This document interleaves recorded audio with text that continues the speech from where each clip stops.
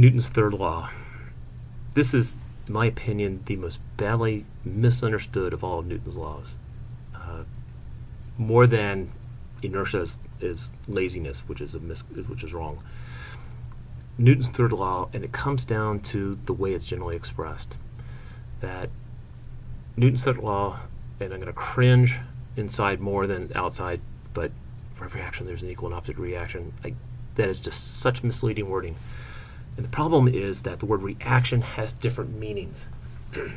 If a ghost suddenly appeared right behind me, or right in front of me, so I would see it more directly, if it appeared right in front of me, I would go, or something equally as melodramatic.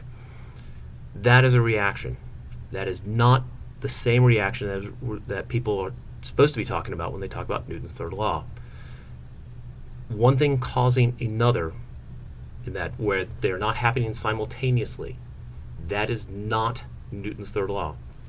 Newton's third law, it is verbose, in other words, way too wordy, but a better wording of it, more accurate wording, is that if object A exerts a force on object B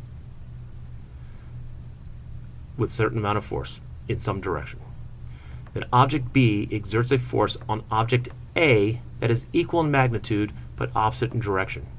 In other words, first off, you need two objects in order for there to be a force. Can't have a force without some object causing it. So I have two objects. They exert a force on one another. So right now, this finger is pushing on this finger with a certain amount of force in whatever, that direction. And this one exerts the same amount of force going back.